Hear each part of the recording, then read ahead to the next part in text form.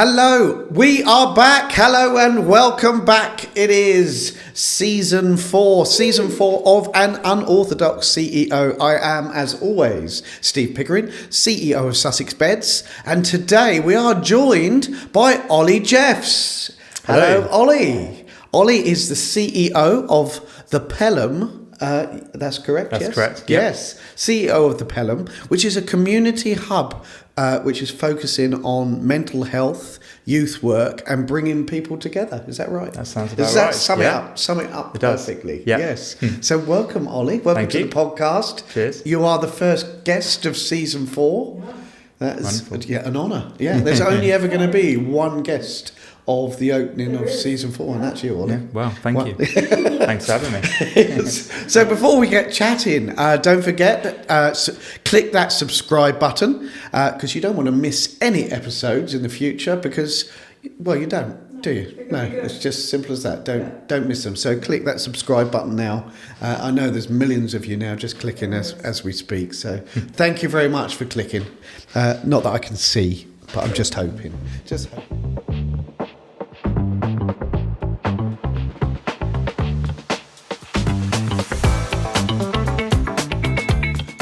Right, welcome. Hello. Welcome to our little pod room. Yeah, welcome I like it. to the Sussex smart. Beds Den. Yeah. Actually, you haven't come that far across No. because you're based in Sidley, which is close to Bexhill. Short drive. Short drive. And you're CEO of the Pelham. Yeah. So tell us about your journey, I guess, to becoming CEO of the Pelham. And I suppose a lot of people locally may not have heard about the Pelham, and we can sort of chat about what that is. But tell us about the Pelham, your journey, and great. how you got there. Yeah, so the Pelham, many people may not have heard of it as a charity, but may well have heard of it as an old pub hotel. So built back in 1900, a railway station hotel, originally serving Sidley, and had many, many years as a pub. Right up until it closed in 2009, and at the time it kind of ended with a pretty bad reputation. We've met lots of people that obviously know of people that came in but don't admit to coming in themselves, or I met lots of people that came in through the years, and so it's been a sort of central place in the community, a sort of place now that people drive past and still wonder what's going on there. I've been involved with the Pelham as a charity now for about 12 years in a pay capacity, but the story goes back to 2010. And originally as a church, we had an idea. The church at the time, Sidley Baptist Church, had this dream to buy back this old derelict building that was going to go to ruin or be sold off or knocked down, to restore it back to a central place in the community again, as pubs had been for many decades, that central place. And the Pelham had been that for the community for many years. And to see it come back to life again, really. So that's the journey of the Pelham. And my first encounter with the Pelham was actually playing football. And I think I was about 15, 16, played against the Pelham football team. And they were horrible. I remember it well. We had one of those games where everything went well. We were like 4-0 up at half time. I dreaded going out in the second half, and I think we just hung on for a 4-3 victory. And they invited us back for a drink, but we politely declined. Which was probably a sensible decision, but out of intrigue, I would have liked to have gone in and seen it, but probably for the best. So where was the idea born, really, for the Pelham? Obviously, you mentioned the church and this, but where was the inspiration to create this? Well, it did come from that original church community. So we were a small church, sort of maybe 70 to 80 people, and a church that's quite active, trying to do good things in the community, trying to support local people. And this dream, really, from looking across the forecourt of the BP garage, BP garage directly opposite, someone shared a dream, what if we bought that? And restored it and transformed it and had it sort of thriving. And I think I personally have a Christian faith, and it's an important part of my life. And I think at the time we were wanting to help the community as a church, but the church building itself was a bit of a barrier. Yeah. And, lots of people have different experiences, good and bad, with church or Yeah. church schools. So I think we wanted to kind of take the attention away from the church and really make it about the mission of wanting to support people in really practical ways. Yeah. Inspired by our faith, but doing it in a building that didn't look like a church, didn't feel like a church, but actually had this kind of nostalgia and character.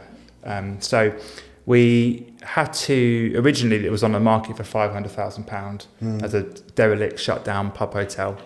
We had to raise £70,000 to get a mortgage, and in the course of 6 months we raised £400,000 in gifts and donations, and had this amazing kind of miraculous beginning. It was sort of time was passing quite quickly, so after a year the building hadn't been used, it was starting to be raided, every bit of value had been taken from it, copper, lead. So we put an offer in for 300,000, which was turned down. 6 months later, we reduced our offer to £250,000, and they accepted the offer. Wow. And on the day of exchange, more stuff had been taken. So we actually bought the building for £242,000 in January 2012 in cash, with the money that had been gifted and donated. And that was the beginning of kind of the Pelham's new chapter as a charity-run community centre. And I was involved with other church members in a very early stage. By the time we purchased it, I was at uni, halfway through a degree in management, and I remember it grabbed me, like the vision for this place, and I was like, I really want to be a part of this. So I finished my degree, and then started picking up did a day's work, like admin for the charity, like before we'd even opened, just sort of doing behind the scenes stuff, and I was like labouring, sort of post uni stuff, picking up any bit of work really. And then one day led to 2 days, led to 3 days, and then that sort of kicked us off in sort of late 2014, 2015, and we opened for the first time as a charity in 2015. And we opened up the coffee lounge and the old bar, and that's been now open for just over 11 years, and that's sort of when I began working for the charity. And then as the charity's grown and the building's been developed, my role's sort of grown with the charity to now be CEO, but I've played different roles and functions, and when we had coffee, we were chatting about it isn't you grow, you pick up new things, but you still swept the ballroom and all the floors quite a lot, and the toilets and the decorating, and the real life of a CEO is not what you see in the magazines, is it? I mean, Ollie was saying how I think you're the only male. Yes, at the moment. And when the male toilet blocks, it's the female staff take great pleasure when the gents are blocked. So I get drawn into that. This is the real life of a CEO. Pulling up your sleeves and getting in there. Put up a pool table yesterday. With one of the volunteers. So it's a mixed bag. I do like that. It does. I was putting up shelves yesterday. So there we go. It's not the glam, is it? No, I mean there's certainly some good bits, but it keeps you grounded. It's whatever needs to be done. Absolutely. So I suppose we should explain what you do at the Pelham. Because as you say, it's a building, anyone locally, you drive past it, and it's a very prominent building, an old pub, and you've seen it been brought back to life. But what goes on? What do you do? So I'll sort of walk you through a little bit of the journey of the physical transformation. So we bought a derelict building, complete shell, no electric, no gas, no roof in places. It's completely just a shell, a well-built shell, built in 1900. So it's built well, and it's a proper red brick old Victorian hotel. So it's solid. And so as we've grown, we've done the whole development in capital phases of development. So we've raised money for each phase, and then we've done another sort of half a floor at a time, and then done another bit, and we've done that over 12 years and finished phase 6 at the end of last year. So that kind of phase development has been a big part of our kind of learning and growing, and as we've gone through each phase, you learn a bit more for the next project, and by phase 6, we ran a good project finally, and learned what we needed to. And then as the buildings developed, what we've done as a charity is sort of grown alongside that. So our sort of daily offering really is to open up the coffee lounge as a central place for people to come into the community. A really safe, accessible, welcoming coffee lounge for anyone. It's just in our community, open for everyone. And that runs now Monday to Friday, 9:30 to 2:30. And that's really the heartbeat of the charity really, and our front room where everyone comes into and through. As we've grown the building, we've now got 4 floors fully developed, and we've got 12 different rooms that we hire out, all different shapes and sizes, to like meeting rooms of like 2 to 4 people, to a ballroom which can host 50 people. And we have 25 organisations that share our building every week to run their different activities. So from a children's dance school to welfare and benefits advice, AA groups, and kind of everything in between.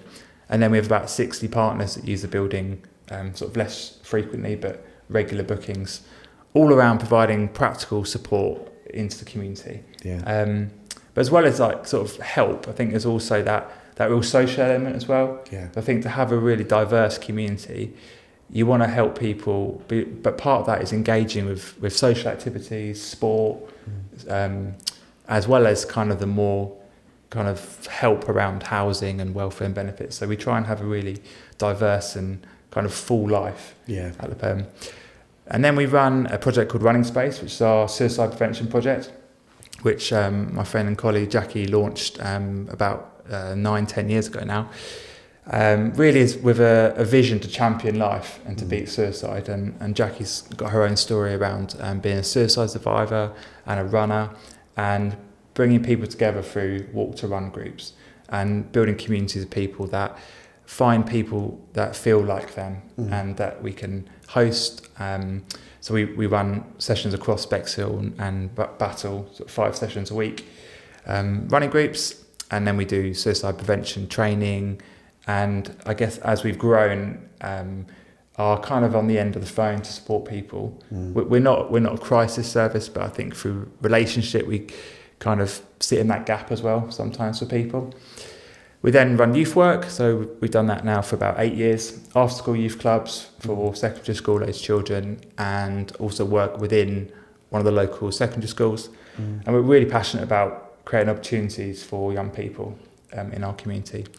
And then we launched a counselling service on the back of the COVID lockdowns to provide more sort of, what's the right word, accountable, qualified mental health support into the community. And so that's grown over the last sort of 4.5-5 years, where we now see about 60 clients a month, and sort of trying to make that as accessible to people as possible.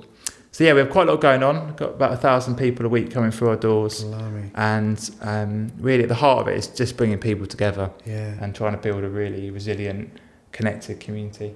Do you see that number growing, like 1,000 people a week? Is there more people coming through? Yeah. Is it growing in popularity or? Definitely. I think it's you always feel like there's more that we could do. I think we have empty rooms. Not every room is full all the time. So that creates an immediate opportunity to look at ways to bring new activities, new opportunities in, new people, and again just trying to make it as vibrant and full as possible. So I think we're always looking for ways to draw more people in, and we see people of all walks of life. People that sort of anecdotally that might drive up to the car park in a nice car, and then someone that's carried their sleeping bag in from sort of sleeping on the streets the night before. But I think the Pelham brings kind of an equality and like a level sort of playing field. And I sort of say over a coffee, like we're all equal, and just to be able to hear people's stories, however we meet them, is significant. But actually, the connections to keep it, regardless of what we're meeting people over. And it's interesting, isn't it? Because if you think pubs of old, and you think what you've created there is somewhere for people to go. And loneliness is a huge problem, isn't it? And definitely. with the demise of pubs and those places for people to just go and meet people. Yeah. And what you're creating there is very similar, but without the alcohol and the... And they're on every street corner, aren't they? Yeah. You look at, I sort of became a bit fascinated with old pubs and hotels because even the ones now, like that you drive past and that used to be a pub, you wouldn't even know the story of it now. But but there's one on every corner. I think they were the original community centres, community hubs. Yeah. And there's lots of national movements around like pub is the hub, and the buildings create great opportunities for connection because they're placed right in the centre of communities. Yeah. And people trust them. I think, they're familiar spaces. Yeah. We still get people coming in asking for a pint now. Pint of coffee. Pint of coffee, yeah. A flat white pint, please. No, that's incredible. I know when I visited, it just had such a lovely atmosphere. In fact, I've thought about it quite a lot since, just popping in for coffee. It was just so welcoming. And I think... loneliness is a huge problem, isn't it? Yeah, definitely. And I think, and it doesn't always look like what we think it might look like. No. I think we can be lonely even when we're in relationships. Yes. When we live alone in a small house, in a big house.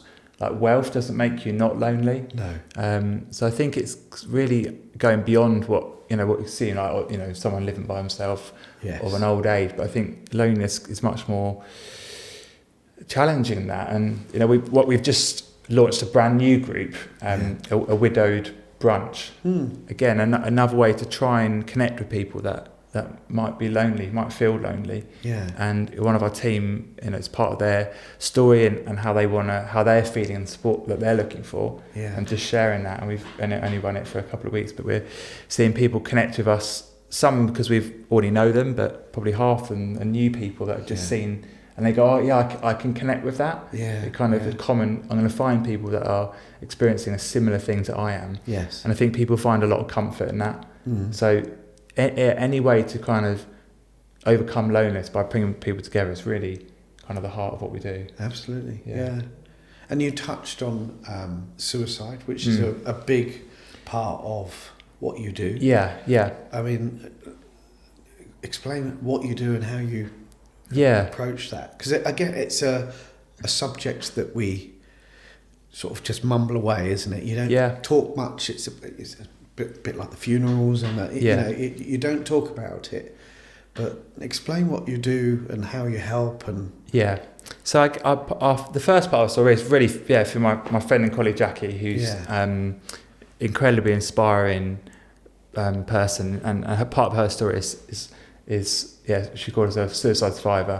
Someone that's wrestled with these thoughts and can really champion how it feels to be in that place and to kind of normalise it. And I think we're increasingly as a society being able to talk more openly about suicide. But I think the statistics are quite overwhelming. I think in the UK now, every 90 minutes someone dies by suicide, which is just terrifying.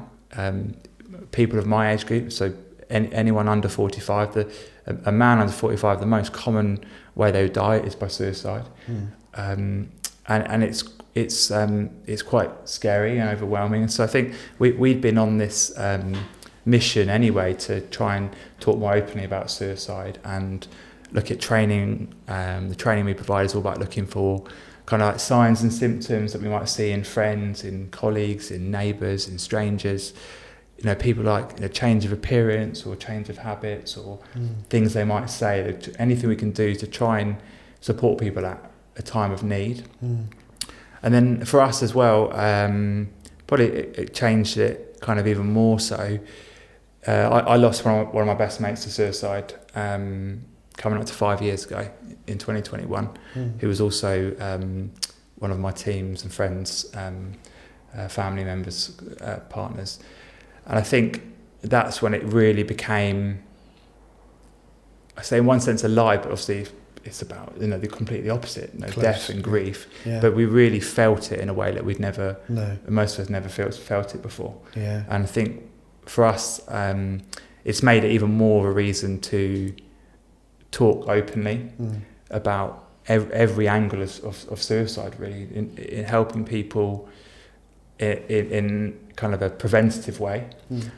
And then also meeting people, as we often do, that have already been impacted by suicide, and to kind of sit in that pain with people, and have an expression of that shared grief. So one of the things that we did on the back of that was launch a 24-hour midnight to midnight relay that we now do on World Suicide Prevention Day, which is on the 10th of September every year.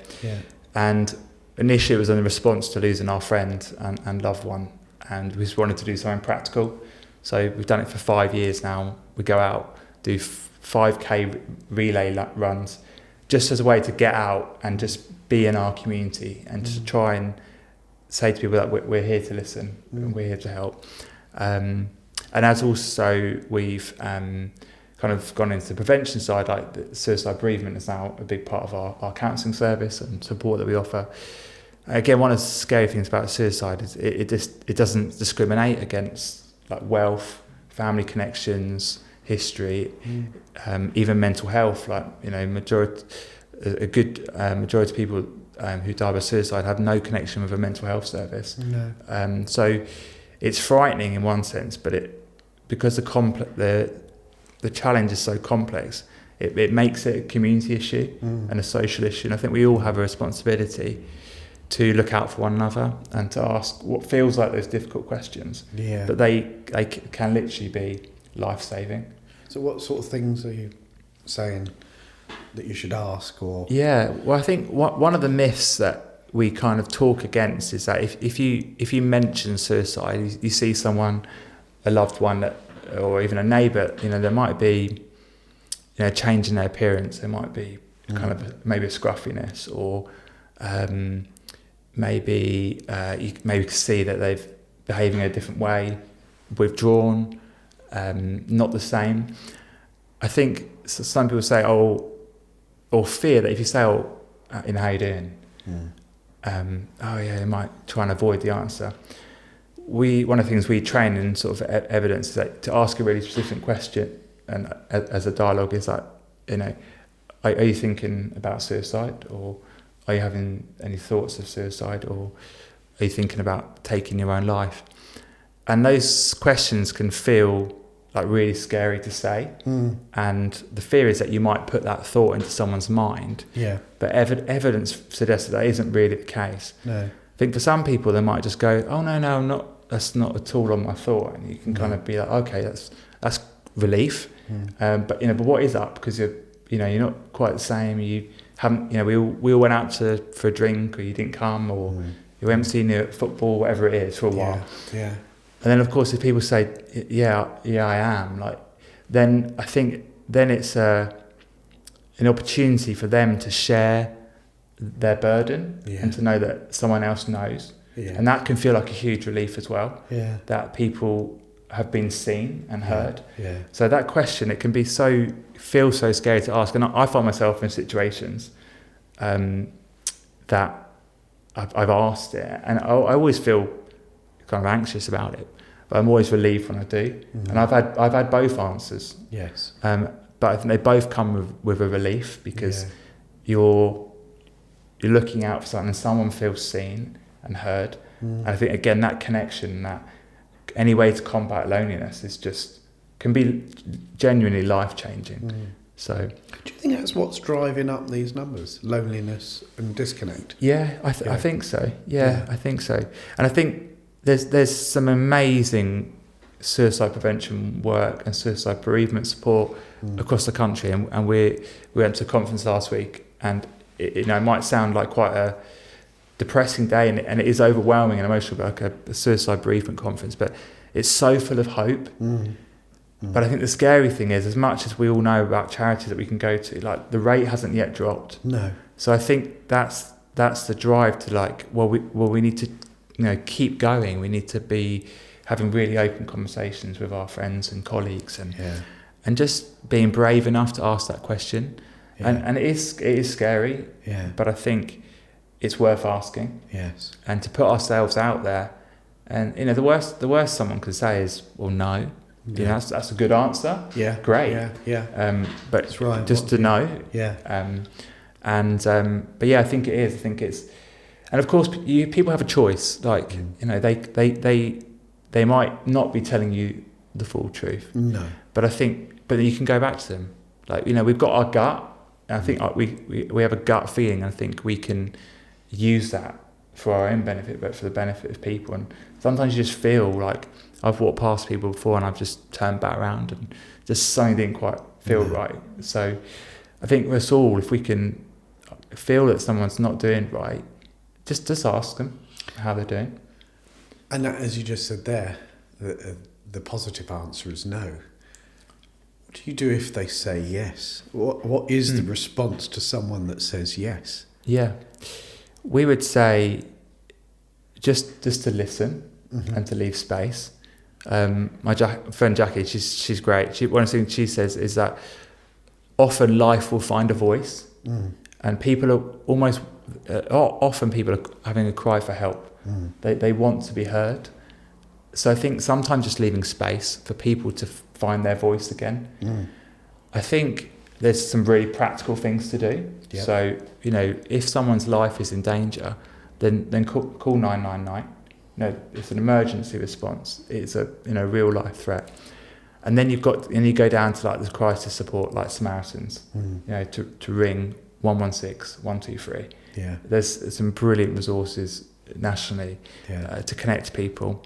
And sometimes it might be, you know, giving them something to go away with. Yeah. Sometimes it might be sitting next to them, making the call with them. Yeah. And then it's connecting them to places of safety. You know, where are you going next? You know, are you going back home? Is there anyone home? You know, is there anyone we could connect you to? Does someone know you're here? Yeah. And again, it comes back to that connection and rebuilding those connections in those moments of crisis for people are the most important things. So we have a role to play, I think, as a community, as ordinary people. Yeah. And it really does save lives, we believe. Yeah. Yeah. Yeah. And I mean, it's fascinating. It's, as we say, it's not something we talk about. Yeah. Is there? Yeah. I suppose we need to also speak about your role as CEO. Yeah. And how now in a charity you have team members which are employed, but also you have a lot of volunteers, don't you? Now absolutely. That's a very different challenge to manage people who are on payroll and also who are volunteers. How do you manage that? Yeah, I think How do you deal with that? It's definitely complex, like learning curve. I think you have a different response to staff and volunteers. Yes. Whilst also trying to build team. Yes. You know, but ultimately, you know, your staff team, as well as doing the good jobs, I kind of think we need to do the not so good jobs as well because we're being paid. Yeah. And kind of respecting them and those boundaries. And for volunteers, I think it's about empowering people. Yeah. I think it's about making sure that people feel they have a choice. Yeah. We were speaking, of course, if a volunteer, if you get a call at the beginning of the day, the first thing we go to is the phone. Like, is anyone off today? Yeah. You know, if a staff member rings up, you might be like, okay, well, you know, can you work from home, or you know, what can you do? What do we need to do? If volunteering is up, that's fine. We've got it covered. Yes. So it's different dynamics because, of course, they're gifting us their time. Absolutely. Yeah. And the charity wouldn't run without it. No. Half of our input as a charity is voluntary hours. Yeah. So they make the charity not just run, but they make it what it is as well. Because I think when people are there by choice, it's really powerful. Yeah. But definitely some different challenges. Yeah. And also, really honouring people's time. Yes. So we even, you know, we do replicate some elements like, you know, rotas and hours. We're quite clear on our expectations because we really want to honour people's time. Yeah. And we wouldn't ask them to do more than we'd ask them to do. And again, communication is so key to building that team, and making them feel like what they're doing is so crucial to our work as a charity. Yeah. Which it is. Yes. Yeah. I suppose my experience with volunteers is within the scouting, so doing game show. And I've seen in scouting where, many people put in lots and lots of hours, and they get irritated by people that maybe only give up a few hours. But actually, my argument is always every minute someone gives up is valuable. You've got to appreciate every minute. Yes, okay, you can dedicate a lot more time. That's fantastic, and you're a superstar. But actually, if that's all they can spare, you should appreciate even the few minutes that they can give up, because time is limited. Really precious. And you've got to really appreciate that. I think that's a really good answer. You've got to appreciate every hour. And we've got a really diverse volunteer team. We've got people of all ages, from sort of we do school work experience and college placements up to people who've sort of finished work and retiring and kind of giving something back.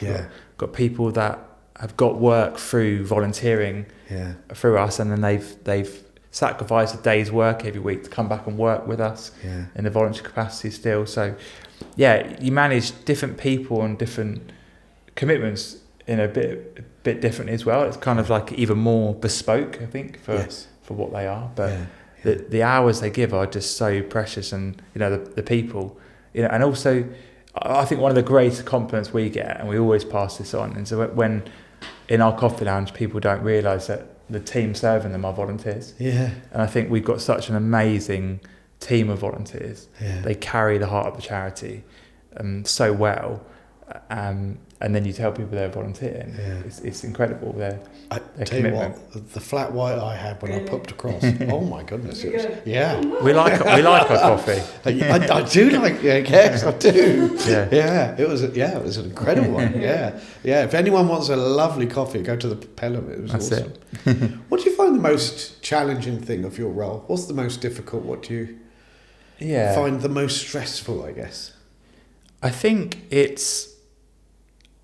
in my role, it's sort of holding it all together in terms of responding to the needs of our community, and the people that we really care about, and the people, and some of those, that's each other and our own teams, and then wrestling with the kind of financial sustainability of that, and juggling it all together. And finding a way through. And I think it's that balance of how much can we do with what we've got, and the resources that we've got, and the funding that we've got, without overstretching ourselves, and doing too much which isn't sustainable. But then of course you find someone in that space and you want to help them. I think it's that wrestle of trying to find a way through those two things that don't often meet, not day to day really, and just trying to find that discipline for me personally is discipline of making sure that in my role it's to provide that long-term funding through writing bids and raising funds to make sure that our day-to-day work can continue without interruption. So it's that where we know that the need's great and it's complex in so many ways, and it's the wrestle. It's that wrestle of long-term sustainability and the person that you're standing in front of that you want to help. And you were telling me when I popped across about how long it can take to do bids and how much, how the success rate has become less and less, hasn't it? Definitely. So, I mean, I'm still fairly new. It's great charity leaders. I've been in the role for about 11 years now. I think in that time we've seen it's so much more competitive for funding right now. I think partly there's some brilliant work going on, and there's so many fantastic local charities, but also there's just less money around. We're all aware of the funding cuts at county level and the councils, and that feeds through to the sector, and it's definitely underfunded and overwhelmed at the moment. And I can only speak of kind of the charity sector. That's my day-to-day, but speak to any charity leader now, we'd all be saying the same thing. And then you see really good charities close because of funding. It's not because they're not doing good work or they're not making impact, but the money for different reasons isn't there. So a big part of my role is to write those bids. We've got some like national lottery funding at the moment, which is brilliant. Yes. But that was a whole year's worth of work to secure that funding, and then finding time to write a bid, and then you might write at the moment might be 10 bids before you get a yes. Yeah. And like days and days of work that's just invested for hopefully and potentially no return. Yeah. So it's a real challenge to keep. Those again, it's the focus of the day-to-day need for the organisation, and then the long-term provision really. And it must be quite difficult to. I mean, you get a good bid through, like you're saying, the lottery fund through, and you have all these great visions. Right, we're going to do this. Yeah. And you could quite easily scale up to accommodate that. Yeah. And then if next time round you don't get it. Yeah. You then have all the stress of it either contracting it back. And that must be a huge pressure. Definitely. And I think you see that ebb and flow of charities, and we've experienced a couple of those. And I think when we met, let's turn about the COVID, kind of the post-COVID time, or that very early stage, the money just was sort of being given out so easily just to respond to need. So we grew quite quickly. We sort of doubled in size within a year, much quicker than we would have ever done. No.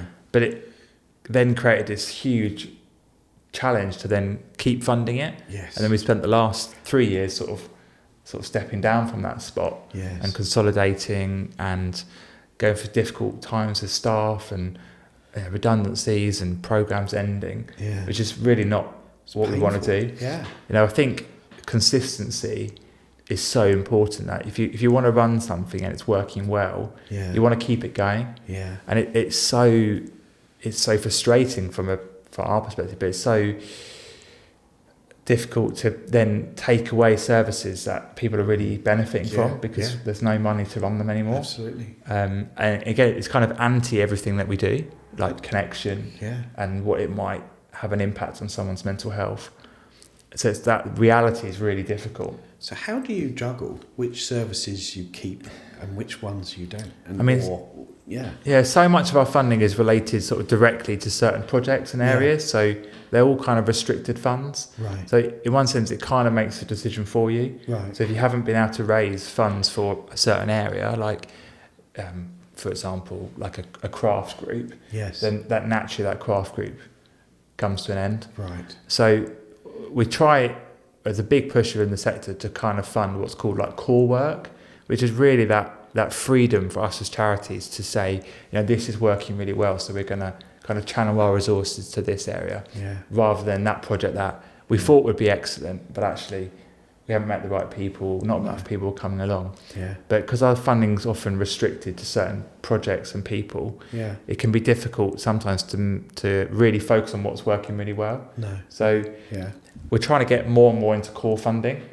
because then we've got that freedom, and things change so quickly. Yeah. And I think we're still a small charity, so being agile is like a real advantage to us.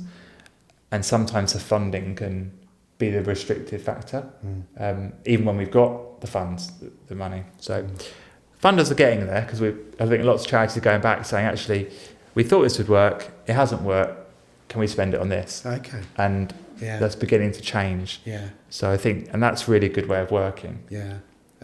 And I think you mentioned that you were looking at ways to link with the NHS. Yeah. In a almost a cost saving with a ROI for the NHS. That's it, yeah.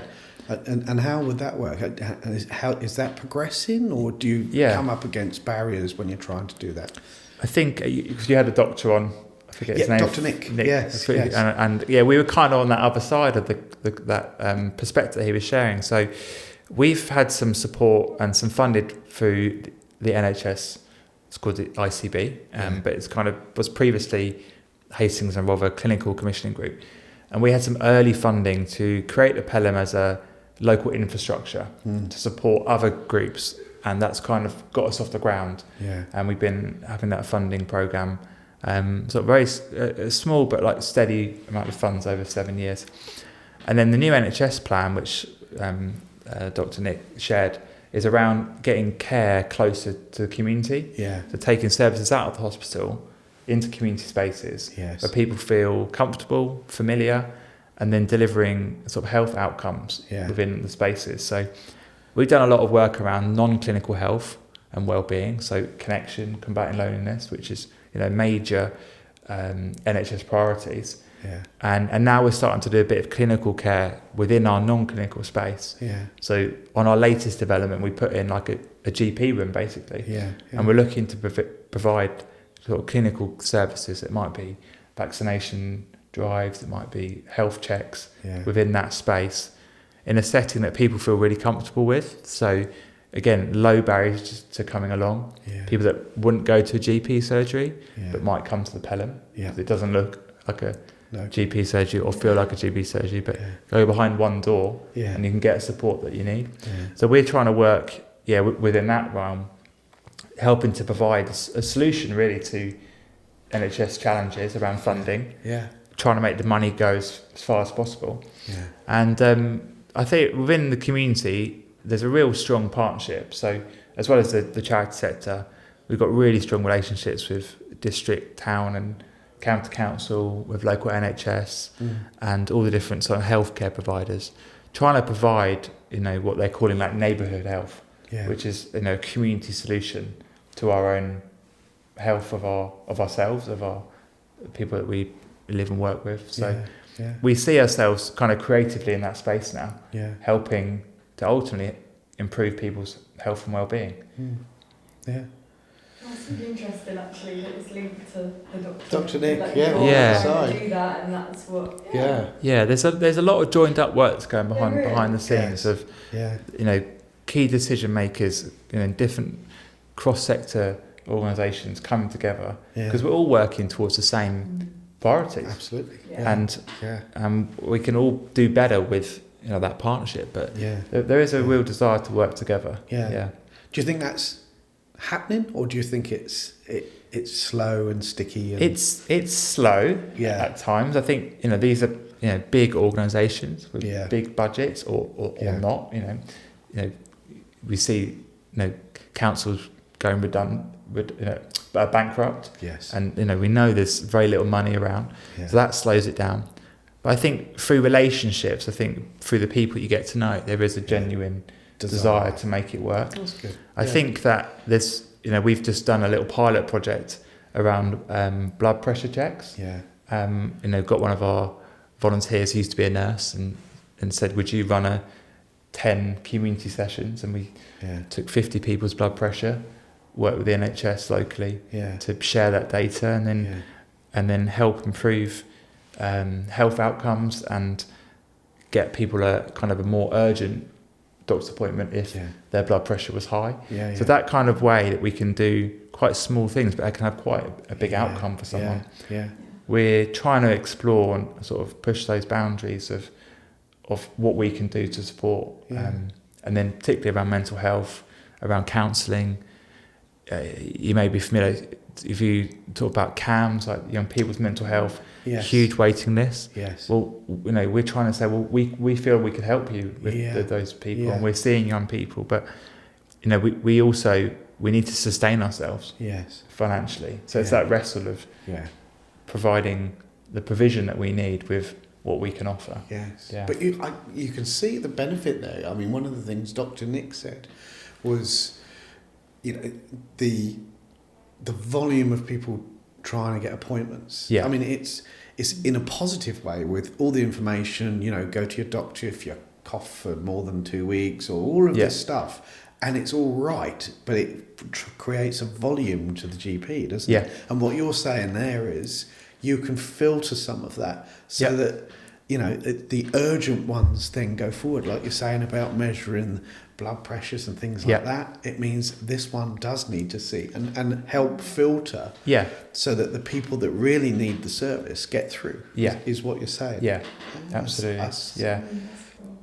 And I think, again, a lot of people are looking for connection, social solutions to loneliness, depression, anxiety.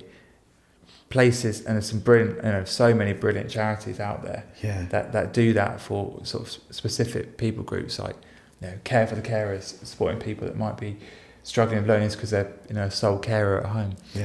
Anything to do to sort of promote health and well-being, and it does make a difference to people's long-term health. And I think people don't know where to go. So trying to get people into some amazing work that's happening is only a success for us all, really. How do you juggle, or should I say, do you take your work home?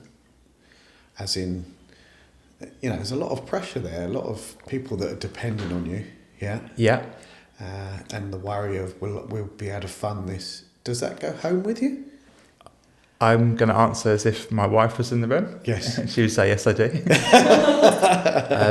I think it's certainly I have. And I think from a business startup perspective, there's definitely seasons that's necessary. I felt I've had to put those extra hours in. I think my goals have changed though. I think I enjoyed that. I had the energy for that. 10 years ago, and Becky might say 2 weeks ago. Hello, Becky. By the way, I know Becky. So. Oh, do you? Yeah. We've done a couple of shows together. But that's not my goal anymore. I used to really enjoy that. I think I want to, in one sense, I want to do my job in my job time. So that when I get home, I've got 2 young kids that are growing up quick. I want to be present. I think that's my goals have changed. But I do, and I think it's hard not to. I think even if I'm not sitting at my laptop, my mind's racing. I'm chewing things over, and it's a challenge at times. Oftentimes, most days. I've mastered the weekends. Have you? I'm getting good at that now. Oh yeah. So after Friday, I maybe think the busyness of the kids' clubs. So I'm pretty good at the weekend now. But I think Monday to Thursday evenings more challenging. And it is, in one sense, it's a vocation as well. It's something I'm really deeply passionate about. Absolutely. But it also something that I want to do for a long time. And one of the ways I've been kind of resting and processing it myself is that kind of changing the pace. So from like a sprint pace to like a marathon pace. And to be able to run further, you need to slow down. And you need to rest and you need to recuperate. I certainly haven't mastered that yet. No. But the theory's starting to settle a bit quicker. And your running? How is your running? Well, I mean, it sort of demonstrates. I was meant to be running the London Marathon on Sunday, and I had to withdraw and defer my place because I got an injury. But there is something, I kind of set myself a challenge to kind of, alongside the training, to see if I could slow down and change my pace. And I think it's a fair evaluation that not much has changed in the last year. So I was gutted, but the opportunity is genuinely to try and kind of change the pace again. And my father-in-law is a great runner, lots of friends are great runners. And they say the most important thing about running and training for marathon is rest. And I know that, but I don't reflect that. So that's my greatest challenge, I think. That's brilliant. Should we do some quick fire questions? Are you ready for some? That's really good. Thank you, Ollie, for sharing all that. It's brilliant. Okay, right, we've got some quick fire questions here.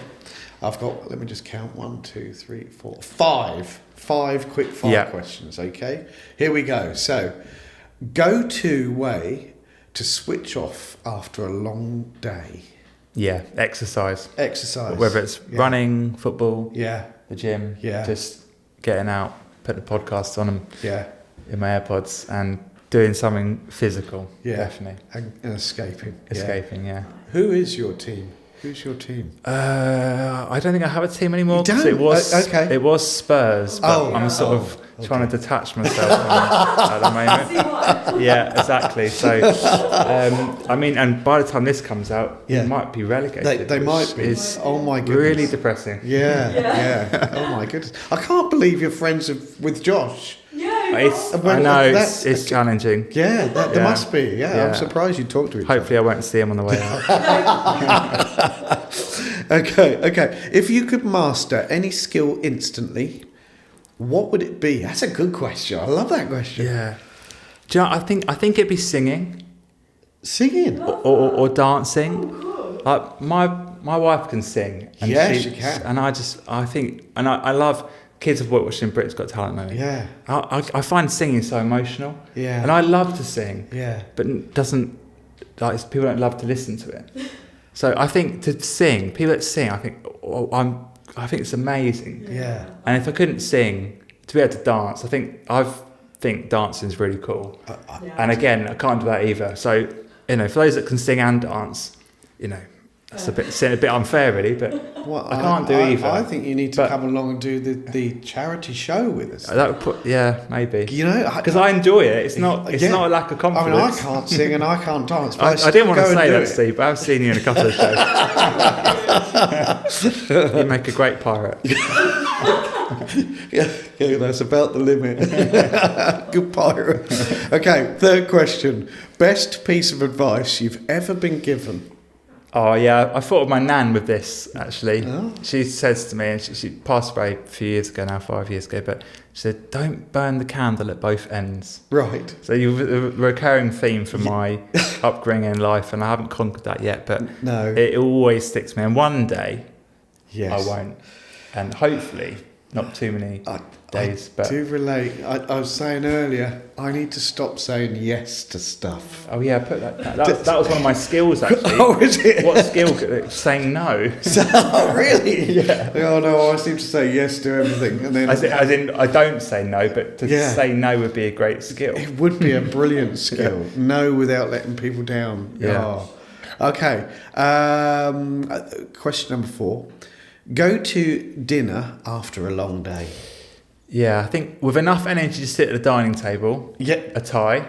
Yes. To sit on the sofa, a kebab. Yeah. Where do you get your Thai from? Well, there's a couple of good places in Bexhill. Thai Chava, which is currently closed, which is disappointing. Oh. Or Siam Thai in Little Common. That's where I go. Yeah. I think it's fantastic, yeah. Or, kebab. Bexhill Road, Ali's Kebab, Ali's Kitchen. Solid choice. Oh my goodness. Seriously good. Yeah. Good shout outs there. There are other. But if they want to sponsor the podcast. Exactly. Okay. And 5th and final question. What makes the Pelham different from other community spaces or charities? I think one of the things I love about it is it's our home. I think we feel at home there. Yeah. I feel at home there. My kids feel at home there. But I think other organisations feel at home there. Yes. It's a shared space. And I think we're blessed to have a space that we love. And I think when other people make it their home, I think that's what makes it special. Yeah. It's not our building. It's a shared space. Yeah. So I think when other people, look at home, make it feel like home, that's what makes the Pelham different. It's different things to different people. But to a lot of people, in some way, it has a sense of home and a sense of family. And when other people share that and say that, I think that's what makes the Pelham a special place. I think that's a good point, really, that is an incredible resource you have there. When we're talking about raising funds, you do have some ability to utilise the space to raise some degree of funds. I know it's only a fraction, and you need to get funds from elsewhere, but it's a great starting point. The coffee shop and the rooms. I mean, for anyone listening, what other areas are available that could help, like fund the good work you're doing, but also the resource that you can. I mean, come in, come and get a coffee. Yeah. Come and use our coffee lounge. We have rooms for hire.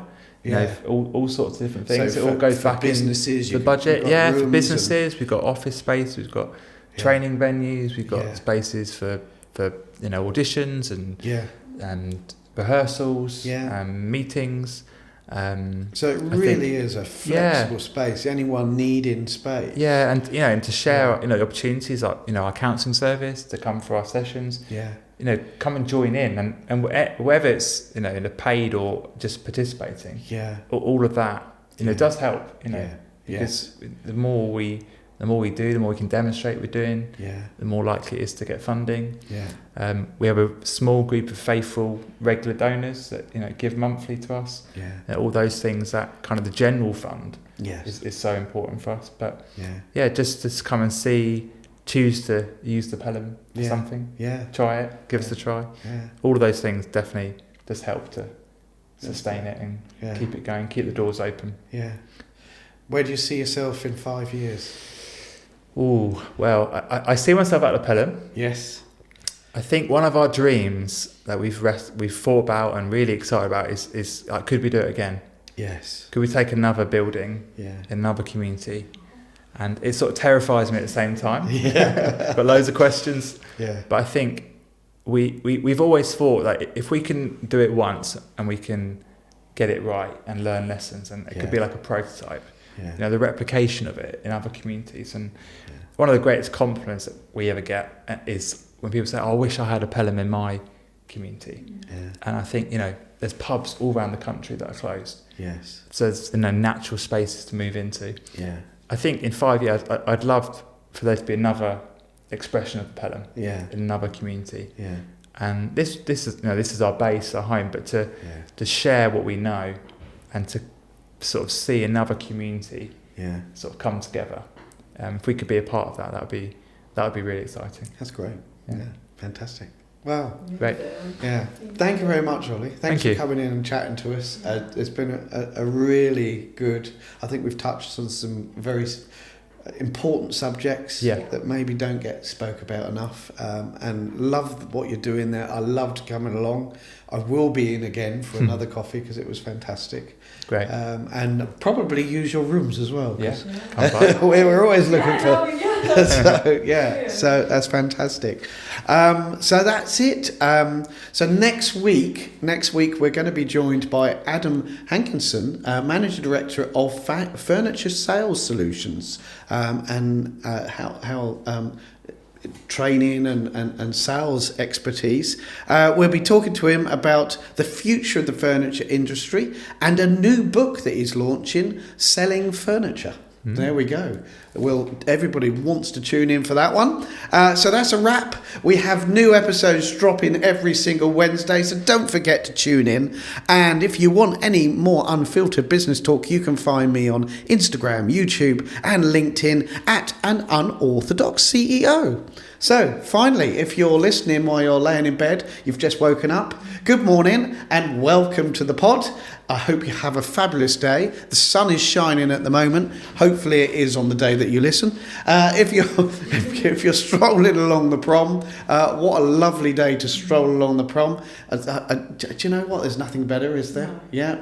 The sea, a flat sea, a few bits of fish down the old town. Nothing better. And you're listening to us. That makes it perfect, doesn't it? And if you're settling into your Sussex bed, thank you for purchasing a Sussex bed, of course, and good night. Enjoy the pod. I'm sure we'll send you off to sleep very, very quickly. See you next week. Thank you. Bye. Thank you, Ollie.